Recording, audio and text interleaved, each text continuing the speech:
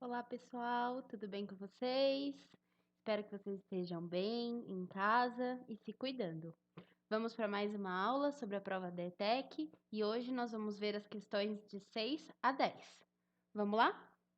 Bom, então na questão 6 ele diz assim: com a promessa de tornar economicamente mais viáveis os voos espaciais, uma empresa demonstrou ser capaz de fazer retornarem os propulsores de seu foguete. A recuperação desses propulsores possibilita que eles sejam reparados para serem reutilizados em novos lançamentos. Após terem cumprido sua função, os propulsores do foguete se desprendem caindo aceleradamente em direção ao planeta.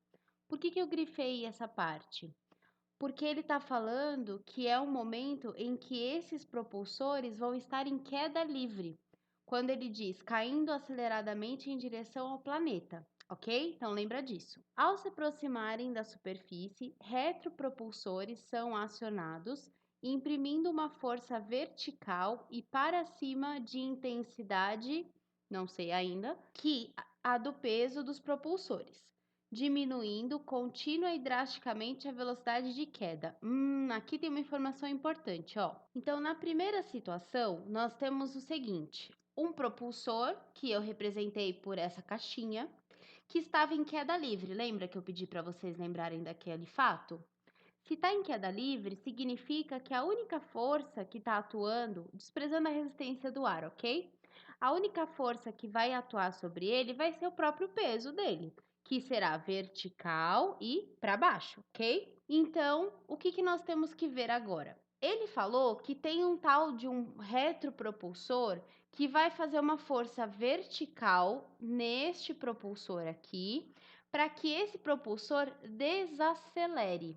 Se a gente quer que ele desacelere, significa que a gente quer que essa força que eu vou colocar nele ganhe do peso, para que a gente observe uma desaceleração na queda, ok? Então, a gente pode representar o que ele falou lá de uma força do retropropulsor com essa setinha aqui. Ela tem que estar na vertical, assim como o peso. Por quê? Porque o deslocamento está acontecendo na vertical. Qualquer força que estivesse na horizontal, a gente poderia desconsiderar. Quando nós temos um sistema como esse, nós vamos marcar as forças que estão na direção do movimento. Como eu tenho um movimento de queda livre, então eu tenho que marcar as forças que estão na vertical, tudo bem? Se eu fizer uma força maior do que o próprio peso, eu vou observar que esse propulsor vai cair mais lentamente. Então, eu vou ter a situação de desaceleração, ok? Então, a gente representa que a força do retropropulsor, ela tem que ser maior do que o peso. Tudo bem? Continuando, então. Até próximo ao toque no solo. Certo, então a gente vai ter o propulsor desacelerando, certo? Até quase quando ele encostar no solo. Nesse momento, ou seja, quase encostando no solo, os retropropulsores imprimem uma força vertical e para cima de intensidade, que eu ainda não sei dizer, ao do peso dos propulsores, o que os mantém pairando sem velocidade. Gente, aqui que tá o X da questão.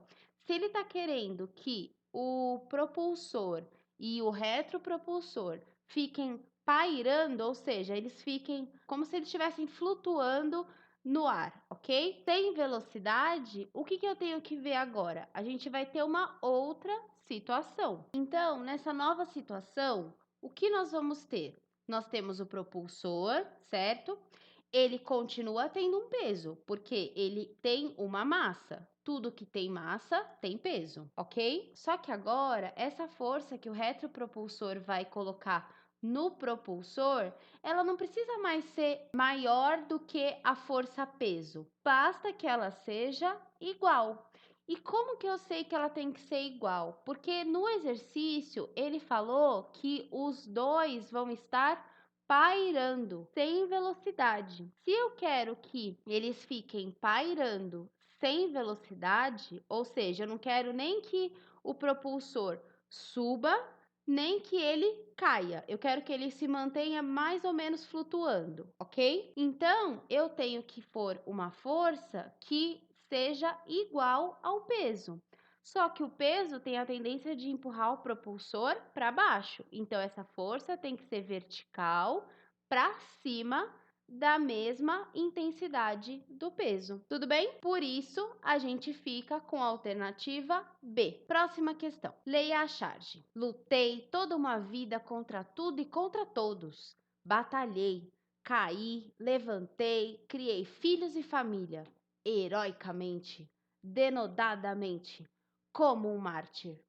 Agora ficam me cobrando. Paga imposto de renda, paga taxa, paga ICM, corro para lá, olha o fiscal me cobrando. Não pago, não pago, não pago. É este aí o famoso herói cobrado retumbante. Entenderam a tirinha? A charge de Ziraldo foi publicada na década de 1970, ou seja, 50 anos atrás. E apesar da diferença histórico-cultural com o contexto atual, é possível apreender, ou seja, absorver, interpretar, entender seu efeito de humor. A expressão responsável pela construção do humor no texto é: letra A, quando ele fala não pago, repetida exaustivamente pelo personagem com o intuito de criar dessa forma um eufemismo.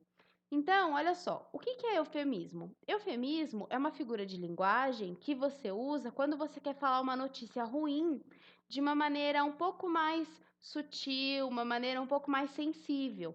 O exemplo mais comum é quando você tem que falar para alguém sobre o falecimento, sobre a morte de uma outra pessoa, e aí você usa essas palavras que eu falei, falecimento, por exemplo, ou ele se foi, tudo bem? Então, não é isso que dá humor para tirinha. Letra B. Contra tudo e contra todos. Passagem generalizante, ou seja, que está abrangindo um maior público, uma maior quantidade de pessoas, e imprópria ao contexto humorístico.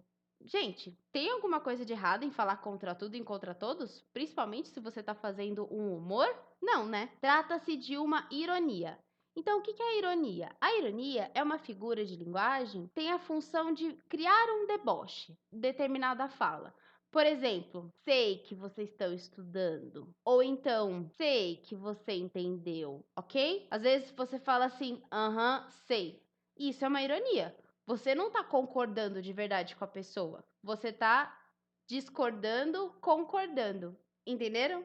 É quando você usa a ironia. Letra C, então não é a letra B, tá, gente? Letra C. Pague ICM, corro para lá. Olha o fiscal me cobrando. Passagem composta por verbos que se contradizem. Gente, para aí. Tem algum verbo aqui? Então, ó, verbo paga, verbo pagar. Corro, correr. Olha, olhar.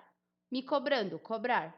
Gente, algum desses verbos está se contradizendo? Ou seja, um fala abre, o outro fala fecha?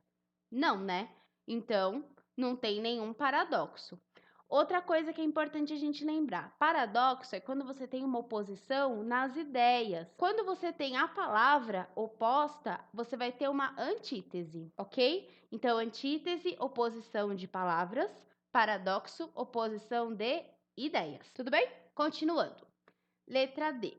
Herói cobrado retumbante, devido à sua semelhança sonora com um conhecido verso do hino nacional brasileiro, configurando uma paronomásia.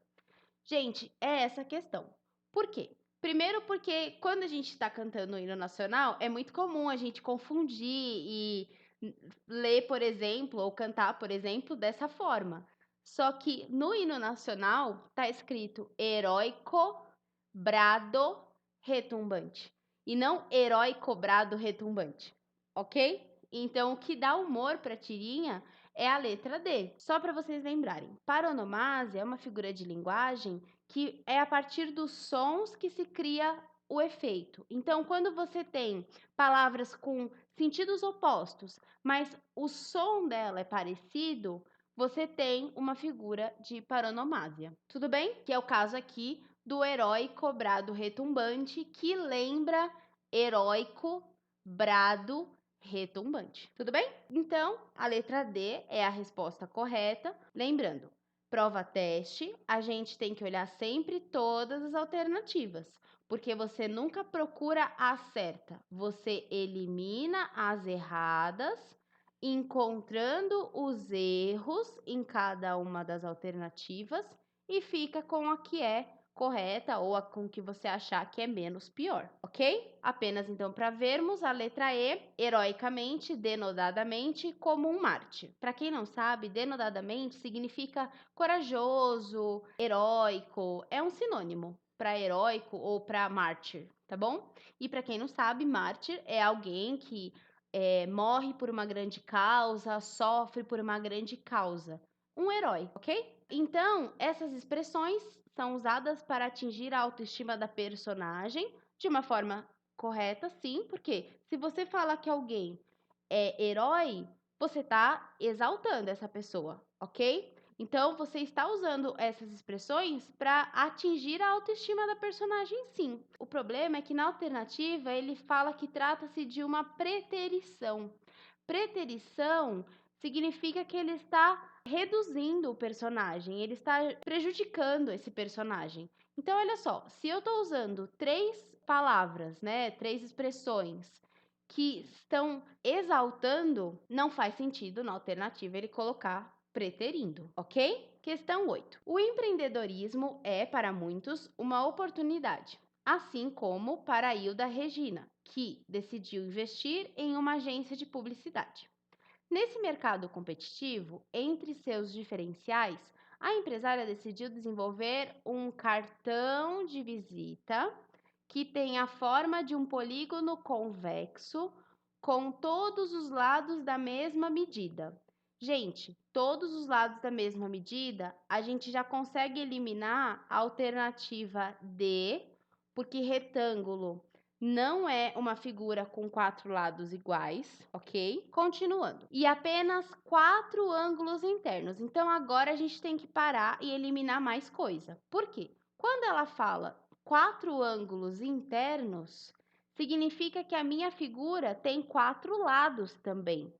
Então, não pode ser a letra E, porque a letra E fala de um triângulo, uma figura com 3 ângulos. Letra B, porque a letra B fala de um pentágono, ou seja, 5 ângulos. A letra D nós já havíamos eliminado por conta dos 4 lados da mesma medida, ok? Bom, então sobrou apenas a letra A e a letra C.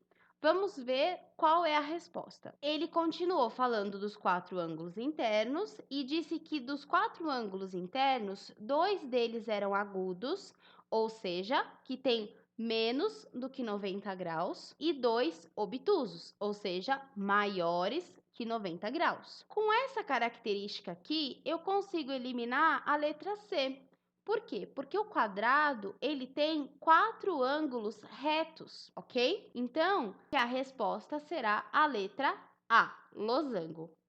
Como o losango é uma figura que a gente quase não estuda, é uma figura que às vezes fica no esquecimento, vamos revisar um pouquinho sobre ela? Bom, então isso aqui é um losango, para quem não se lembra, ok? O losango, ele tem algumas características que são muito peculiares. Nem todas essas características que eu vou colocar aqui são exclusivas dele, mas se vocês encontrarem essas características, pode ver que é um losango, tudo bem? O losango é uma figura que tem 4 lados iguais, ok? Além disso, é uma figura que possui ângulos opostos congruentes. Então, quando alguém falar para você congruente, tudo bem que você não entenda 100% o que significa, mas se na sua cabeça vier igual, já tá ótimo. Então, os ângulos opostos do losango, ó, este ângulo aqui é oposto a este ângulo aqui.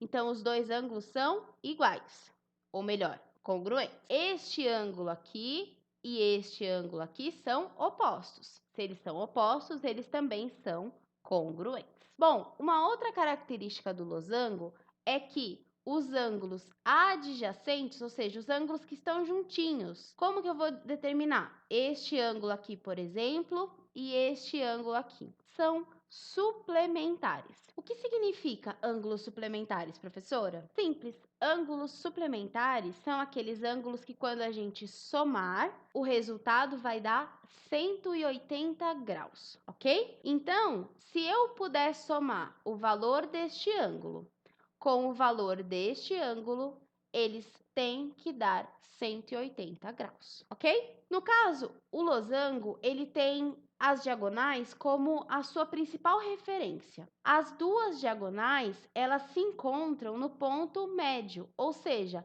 bem no meio da figura. Bom, a gente costuma usar a denominação D maiúsculo para representar a diagonal maior e D minúsculo para representar a diagonal menor.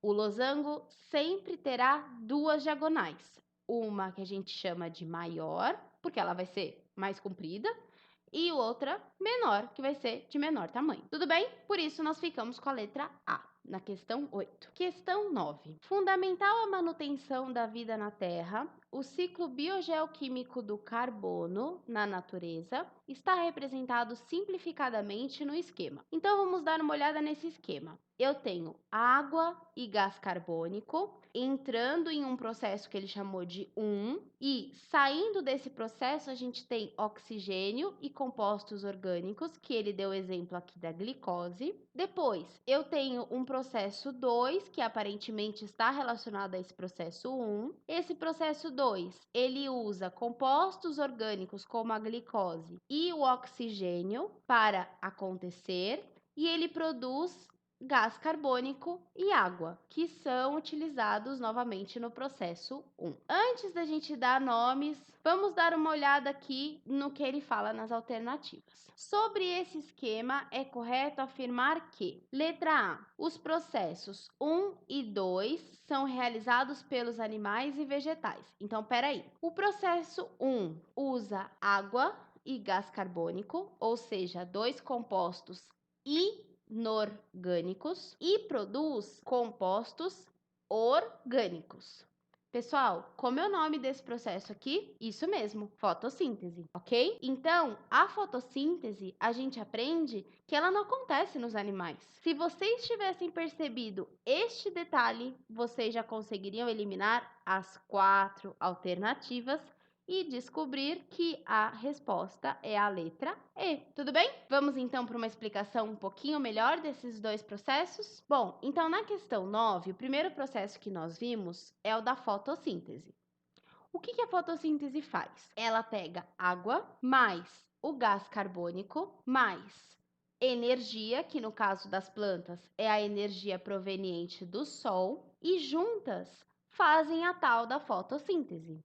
Não precisamos entrar em detalhes sobre todas as fases da fotossíntese, ok? O que me interessa que vocês saibam neste momento é que, se você pegar um ser que faz fotossíntese, a fotossíntese vai acontecer juntando água, gás carbônico e energia, e vai produzir glicose, que são os tais dos compostos orgânicos, vai produzir mais água e vai produzir oxigênio, ok? Então, o que a gente tem que lembrar da fotossíntese? Que água mais gás carbônico mais energia dão origem a glicose mais água mais oxigênio. Tudo bem? Continuando então. No segundo processo, a gente tinha uma situação que era a seguinte: o oxigênio estava reagindo com a glicose e juntos eles estavam dando origem a outras coisas. Quando vocês têm oxigênio e glicose reagindo, vocês vão ter a respiração celular. Obviamente que a equação da respiração celular, ela é muito maior do que o esquema que eu estou colocando para vocês. Esse esquema é apenas para que vocês se lembrem do principal, ok? Então, oxigênio mais glicose estão reagindo e vão produzir ATP, que é uma forma que a gente representa a energia que está dentro da célula, ok? Não precisa se preocupar com o que significa ATP neste momento, ok? O que eu quero que vocês se lembrem é: ATP é a mesma coisa que energia dentro da célula, tudo bem? E então, além de produzir ATP, a respiração celular também vai produzir água e também vai produzir gás carbônico. Por isso que nesse esquema a gente observa que um processo é complementar a outro. Tudo bem? Questão 10. Na América do Sul, ninguém gasta mais em fast food do que os brasileiros. Aliás, segundo um estudo realizado pela EAE Business School, que analisou os hábitos de consumo nesse setor em 2014, apenas os Estados Unidos, 290,2 bilhões de reais, o Japão, 162,3 bilhões de reais, e a China, 130,2 bilhões de reais, estão à frente do Brasil, 53,7 bilhões de reais em gastos no setor. De acordo com o levantamento, o gasto com fast food por habitante no Brasil em 2014 foi de R$ 265 reais, e o consumo deve crescer em 30,88% até 2019. Uma das maiores expectativas entre os países estudados, junto com Espanha, 48,61%, e China, 23,99%. Os espanhóis, aliás, estão entre os europeus que menos gastam com fast food. Cada habitante investe, em média, 42,6 euros por ano. Essa cifra os situa somente atrás dos italianos. Bom, então o texto está falando basicamente sobre fast food e quanto que cada país citado, pelo menos os países citados no texto, gastam com esse tipo de comida, ok? Lembrando que fast food são aquelas comidas rápidas, industrializadas, que a gente consegue comprar em restaurantes de grandes marcas, restaurantes famosos. Então, o crescimento do tipo de restaurante retratado no texto se deve ao... Gente, qual que é o restaurante que foi retratado no texto?